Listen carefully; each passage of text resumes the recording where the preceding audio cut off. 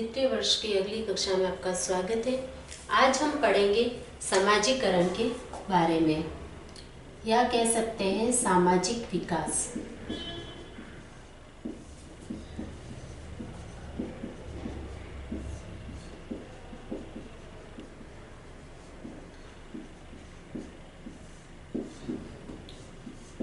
सामाजिक विकास या इसको कह सकते हैं हम सामाजिकरण।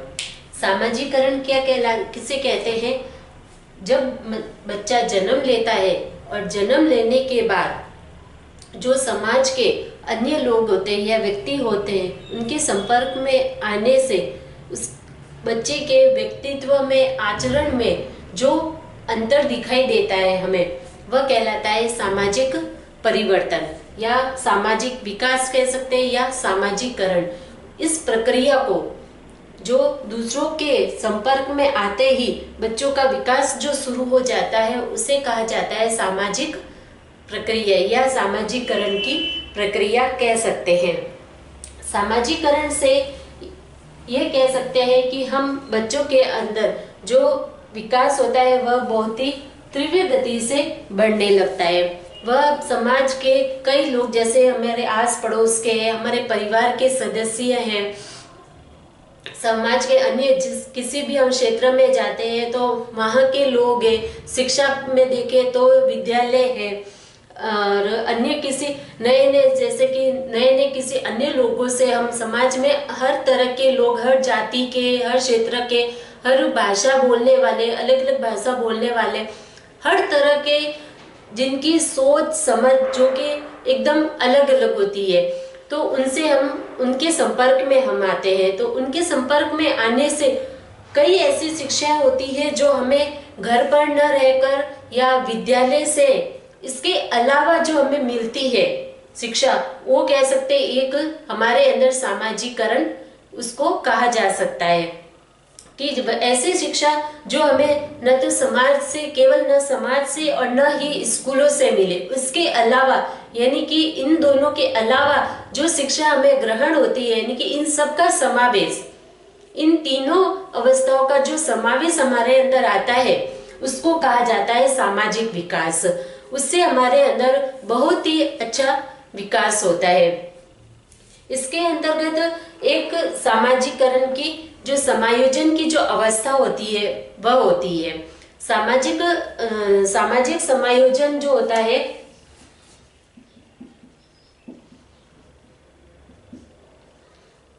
सामाजिक समायोजन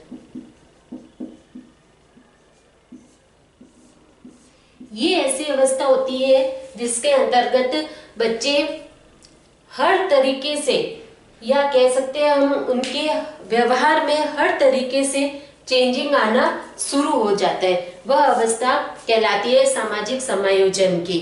इसमें हमें समाज से कई तरीके से, या तो हमसे जो बुजुर्ग होते हैं या हमसे जो बड़े हैं, उनको वह शिक्षा देनी चाहिए या हमें उनसे अर्जित करनी चाहिए। तो इस अवस्था में आते ही बच्चे, जैसे कि इस शिक्षा में आते ही, अवस्था में आते ही बच्चे अलग अलग, जैसे कि इधर उधर बिना काम के इधर उधर घूमने लग जाते हैं, घूमने लगते हैं, लोगों से गलत संगत में पढ़ना शुरू हो जाते हैं। तो इस तरीके से कई ऐसी दिशाएं होती है जिसमें बच्चा शिक्षा में जैसे स्कूलों में जाता है तो स्कूलों के प्रति है तो हर तरीके से बच्चों से मिलता है। तो उसमें हमें, तो जैसे बच्चा अगर स्कूल आता है तो हमें उसको अच्छी सामाजिक तरीके से उसको शिक्षा देनी चाहिए कि समाज में क्या क्या होता है, क्या क्या रीति रिवाज है, क्या तरीके हैं उसके, उन तरीकों को उन्हें समझाना चाहिए। इधर उधर भटकने से बच्चों को रोकना चाहिए। घर के तो परिवार से रिलेटेड है तो परिवार से रिलेटेड लोगों को जो है उनको पारिवारिक जो अवस्था होती है, पारिवारिक जो उनके कह सकते हैं जो तरीके होते हैं, वह उन्हें बच्चों को समझाना चाहिए।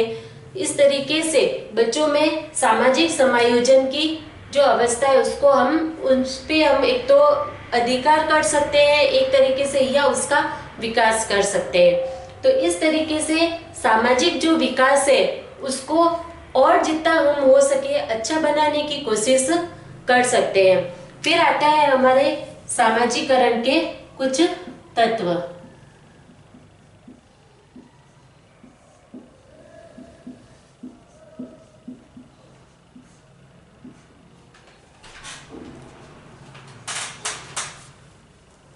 सामाजिकरण के तत्व है कि किस किस क्षेत्रों में हमें हमारा सामाजिक विकास अच्छे से हो सकता है। उसमें सबसे पहला और महत्वपूर्ण बिंदु है वह है परिवार।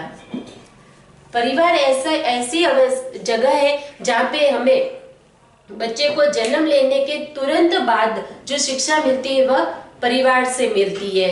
बच्चा जन्म लेता है तो उसके बाद वह सबसे पहले आंख खोलते ही सबसे पहले अपने माता पिता, अपने भाई बहन या परिवार के अन्य सदस्यों से मिलता है। तो पारिवारिक जो तरीके होते हैं, तौर तरीके हैं, परिवार में कैसे रहना है, उनसे कैसे संबंध बना के रखना है, उनको जो मेन शिक्षा मिलती है वह सब मिलती है परिवार से। तो जो सामाजिक विकास है उसमें जो सबसे महत्वपूर्ण और अच्छा योगदान होता है वह होता है परिवार का। फिर आता है आगे जाति।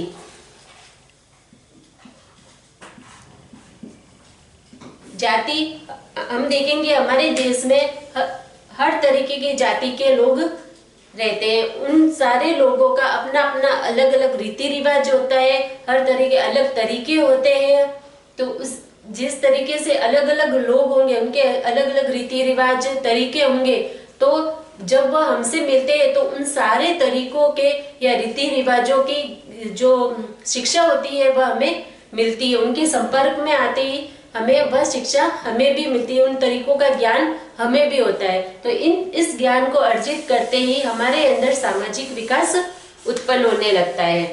फिर तीसरा आता है पड़ोस।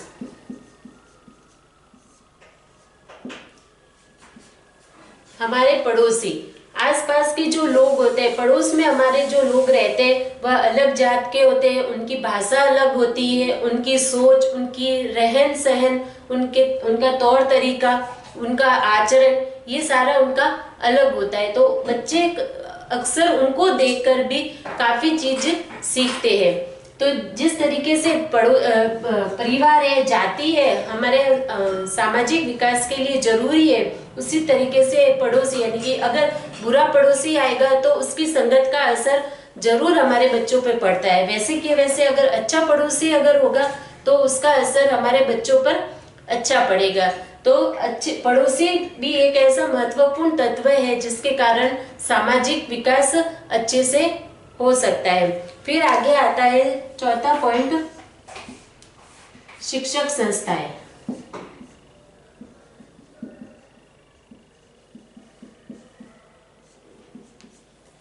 शिक्षक संस्थाएं यानी कि जहां पर हम शिक्षा ग्रहण करते हैं। इन सब तीनों पॉइंट के बाद परिवार सबसे पहला पॉइंट आता है। परिवार जो कि सबसे पहला और महत्वपूर्ण स्थान होता है परिवार का। उसके बाद आता है जाति का, फिर उसके बाद आता है पड़ोसी का।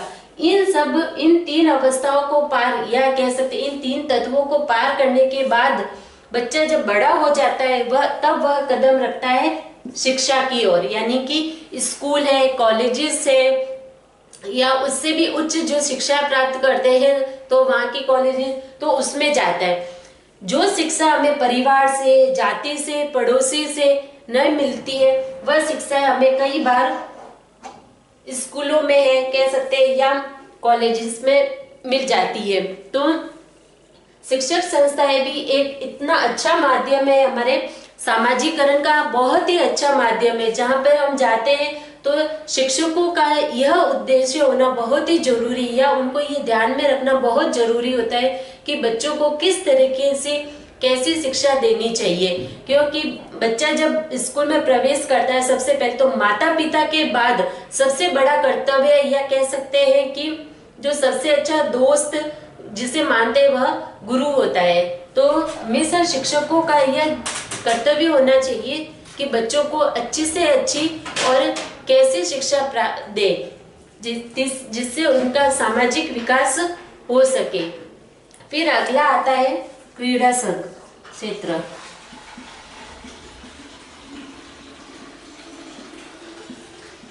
क्रीड़ा क्षेत्र या समूह यानी कि खेल। बच्चा खेल खेलता है तो आपको पता है उसमें समूह बना के वो खेलने की कोशिश करता है, तो उस समूह में हर तरह के, हर जाति के, हर भाषा बोलने वाले, हर अलग अलग जगहों के लोग, बच्चे उस समूह में उपस्थित होते हैं। तो जिस तरीके से हर तरह के लोग उपस्थित होते हैं तो उन बच्चों की, हर बच्चों की अपनी अपनी योग्यता अलग होती है, अलग अलग सोच के बच्चे होते हैं। तो उनसे बच्चों को, कई बार हमारे बच्चों को उनसे सीखने को बहुत कुछ मिलता है। तो अगर वो बच्चों की सोच और जो रहन सहन, उनका आचरण जो है वह हमारे बच्चों पर बहुत ही जल्दी असर करता है।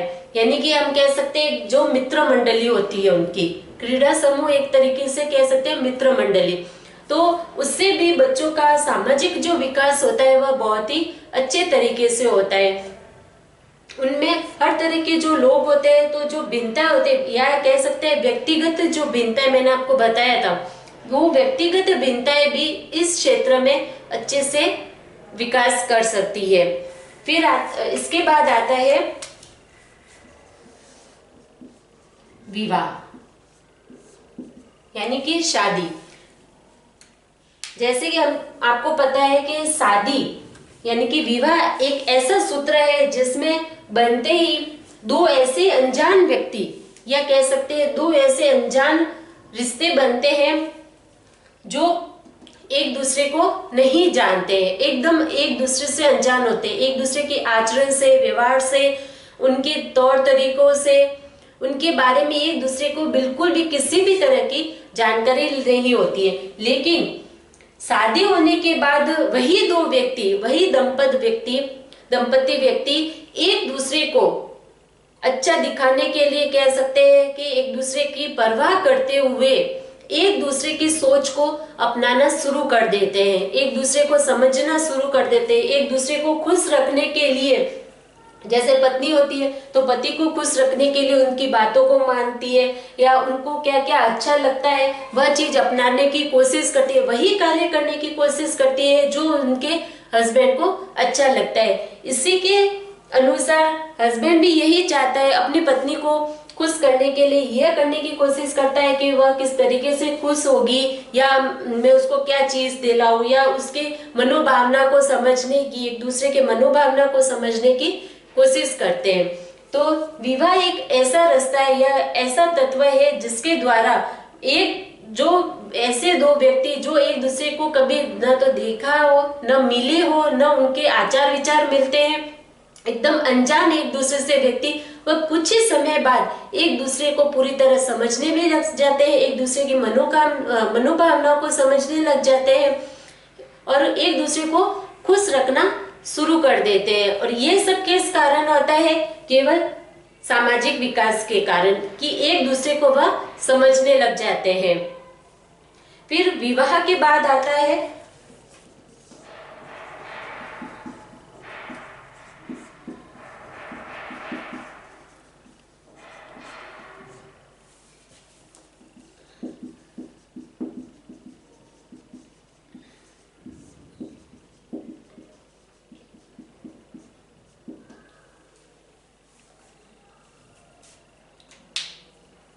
विवाह के बाद आता है धार्मिक, आर्थिक और सांस्कृतिक संस्थाएं। जिस तरीके से शिक्षक संस्था होती है उस तरीके से ही धार्मिक, आर्थिक और सांस्कृतिक संस्थाएं भी होती है। जैसे कि धार्मिक संस्थाएं, धार्मिक जो प्रवृत्ति के होते हैं वो वाली संस्थाएं, आर्थिक संस्थाएं यानी कि अमीरी गरीबी वाली जो संस्थाएं होती है ये एक तरीके से संस्थाएं। फिर है सांस्कृतिक संस्थाएं जिसमें सांस्कृतिक तरीकों से हमें ज्ञान दिया जाता है। तो इस संस्थाओं के द्वारा भी हमें बहुत कुछ सीखने को मिलता है, अलग अलग तरह का, यानी कि धर्म के प्रति ज्ञान आता है, आर्थिक जो स्थितियां होती है उसके प्रति हमें ज्ञान मिलता है, संस्कृति, हमारे जो देश की जो संस्कृति है उसके प्रति भी हमें बहुत सी शिक्षाएं ग्रहण करने को, या कह सकते हैं हमें इनके बारे में जानकारी प्राप्त होती है। तो इन संस्थाओं में भी हम इस तरीके के ज्ञान देना चाहिए, इनके से रिलेटेड ऐसा ज्ञान देना चाहिए या इस तरीके की बातें करनी चाहिए जिससे कि बच्चों का जो सामाजिकरण हो रहा है, विकास हो रहा है, उसमें अच्छे से अच्छा उनका विकास हो सके। यानी कि धर्म के प्रति कि हमारा क्या धर्म है, कहाँ पे क्या है, क्या भाषाएं बोली जाती है, क्या उनके तौर तरीके, उनका रहन सहन क्या है, आर्थिक स्थिति, हमारे देश की आर्थिक स्थिति कैसी है, कितने लोग गरीब है, किस रेखा से स्तर कितना ऊंचा है, नीचा है। फिर संस्कृति, हमारे देश की संस्कृति क्या है, मतलब हमारे देश के जो बारे में पूरा ज्ञान है वह भी हमें उनको बच्चों को इन संस्थाओं में देना चाहिए।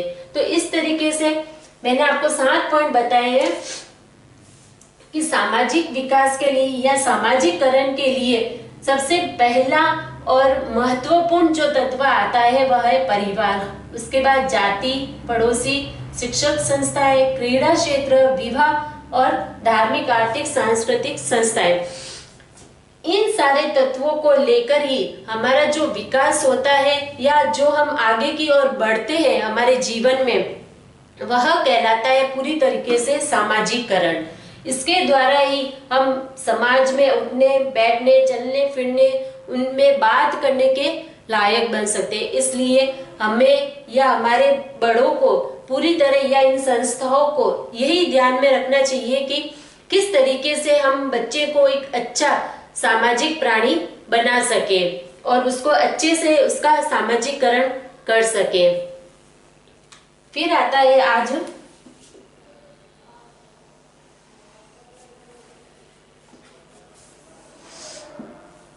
इसके बाद आज हम पढ़ेंगे भाषा विकास। भाषा कह सकते हैं या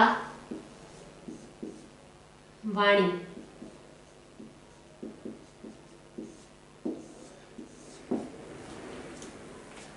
भाषा विकास या वाणी विकास, जैसा कि आप जानते हैं कि भाषा विकास क्या होता है।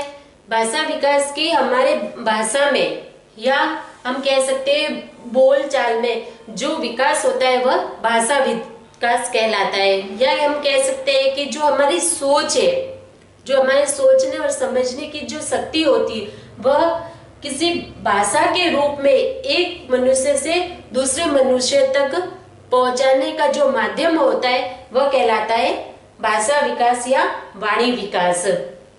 भाषा विकास भी या वाणी विकास, वाणी भी जो होती है वह हमारे जीवन में बहुत ही महत्वपूर्ण योगदान देती है।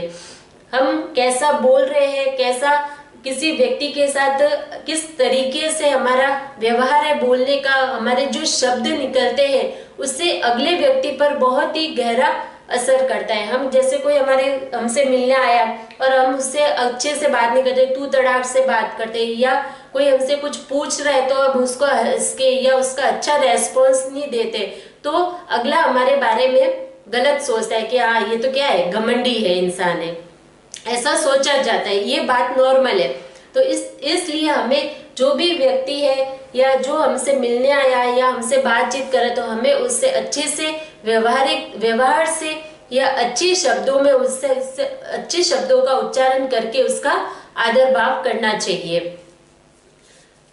भाषा विकास के क्षेत्र में आगे हम पढ़ेंगे कि भाषा विकास में है कि हमें किन किन कौशलों पर अधिकार करना चाहिए। हमारे अंदर जैसे जैसे विकास होता रहता है तो उसमें कुछ ऐसे कौशल, 4 कौशल बताऊंगी जिसके अंतर्गत हमें उन कौशलों पर अगर हमने अधिकार कर दिया, यानी कि उनके अंदर हमने बढ़ोतरी कर दी, उसका विकास कर दी, तो भाषा विकास अपने आप ही हो जाता है। पहला आता है स्वर परिज्ञान, या जिसको हम कह सकते हैं अवबोध। स्वर परिज्ञान यानी कि शब्दों का जो ज्ञान होता है वह किसी एक व्यक्ति, जैसे कि 2 व्यक्ति आपस में बात कर रहे होते हैं, तो वह दोनों आपस में बात कब करते हैं, जब वह एक दूसरे की भाषा को या अपने एक दूसरे के मनोभाव को या उसकी वाणी को समझना सीख लेता है या उनका तालमेल बैठ जाता है, तभी 2 व्यक्ति आपस में ज्यादा देर तक बैठकर बात कर सकते हैं। अन्यथा जब एक दूसरे की सोच है या एक दूसरे की वाणी, जब एक दूसरे को तालमेल उसका अच्छे से नहीं बैठता है, तो आपको पता है कि ज्यादातर क्या होता है, उनके बीच लड़ाई झगड़ा जरूर होगा। अगर उन दोनों का तालमेल नहीं बैठेगा, अगर तालमेल बैठ गया तो वह काफी देर तक आराम से अपनी बातें पूरी कर सकते हैं। तो स्वर परिज्ञान यही है कि अपने स्वर का परिज्ञान होना, यानी कि किसी एक दूसरे के व्यक्ति के स्वरों को समझना, उसका ज्ञान होना बहुत जरूरी है। उस ज्ञान का होते ही हम अपने आप ही वाणी पर विजय प्राप्त कर लेते हैं। जबकि भाषाएं, जो कि भाषाओं की जो शक्तियां होती है वह 3 होती है। इसमें भाषा की जो शक्तियां होती है वह 3 बताई गई है। फिर अगला पॉइंट आता है कि स्वर परिज्ञान के बाद अगला पॉइंट आता है शब्द भंडार का निर्माण।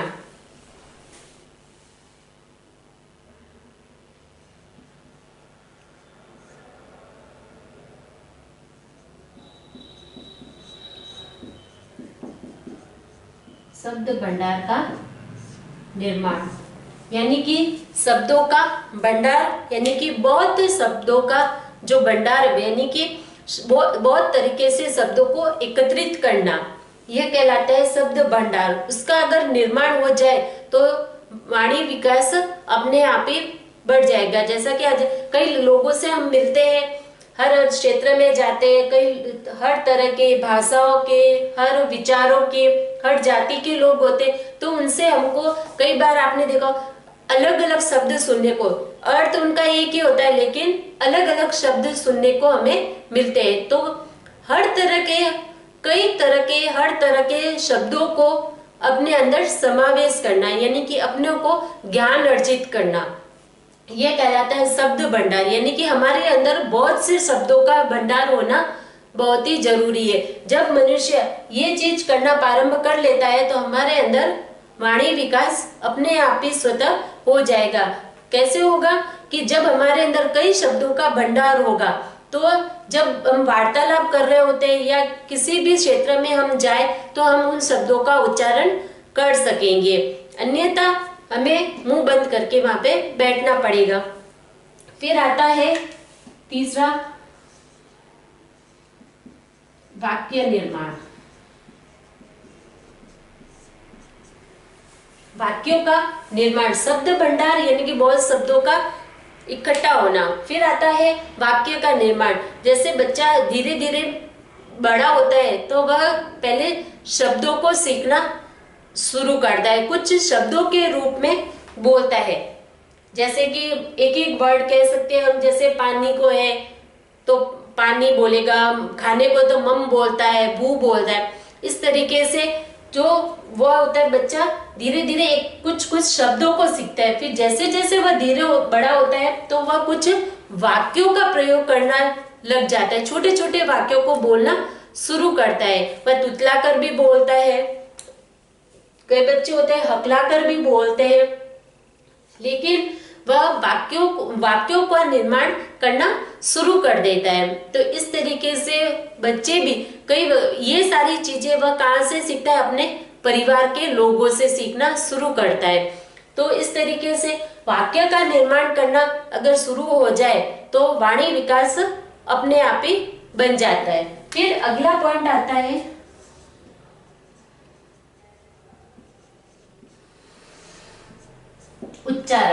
उच्चारण यानी कि बोलने का तरीका यानी कि हकलाना, तुतलाना, हिचकिचाहट करके बोलना किसी के सामने, वह सब आता है उच्चारण में। अगर किसी भी मनुष्य का उच्चारण अगर ठीक प्रकार से एकदम स्पष्ट रूप से होता है तो वाणी पर विकास अपने आप ही बढ़ जाता है। यानी ये 4 ऐसे पॉइंट है, स्वर परिज्ञान, शब्द भंडार, वाक्य निर्माण और उच्चारण। ये 4 पॉइंट इस तरीके से है कि जब इन सब का समावेश हमारे अंदर हो जाता है कि हमें स्वर परिज्ञान हो जाए, शब्दों का भंडार आ जाए, वाक्य निर्माण भी बनना हो जाए और उच्चारण, सही उच्चारण, ये 4 पॉइंट ऐसे हैं कि जिनका हमारे अंदर अगर ये चारों पॉइंट उपस्थित है तो हमारे अंदर भाषा विकास स्वतः ही हो जाएगी। तो भाषा विकास के लिए इन 4 बिंदुओं का होना और उसका ज्ञान, उसकी समझ होना बहुत ही जरूरी होता है। यानी कि हमें किसी एक व्यक्ति को दूसरे व्यक्ति के मनोभाव को, भाषा, बोलने का तरीका, सीखना, चलना फिरना, तुतलाना, ये सब अगर आ जाए या तुतलाने से अच्छा बोलना आ जाए, तो ये सारी चीजें से हमारा भाषा का ज्ञान या वाणी विकास जो होता है वह अच्छे से और जल्दी से हो जाता है। उसके क्षेत्र में यह चारों बिंदु बहुत ही जरूरी है। तो आज हमने पढ़ा एक तो सामाजिक विकास और एक भाषा विकास। जिस तरीके से मैंने आपको आगे शारीरिक विकास, क्रियात्मक विकास, खेल विकास बताए हैं, उसी तरह सामाजिक विकास और भाषा विकास ये भी हमारे मानव विकास में बहुत ही महत्वपूर्ण योगदान देती है। आज की कक्षा के लिए इतना ही। कल हम आगे इससे आगे और बताएंगे, बौद्धिक विकास के बारे में बताऊंगी। धन्यवाद।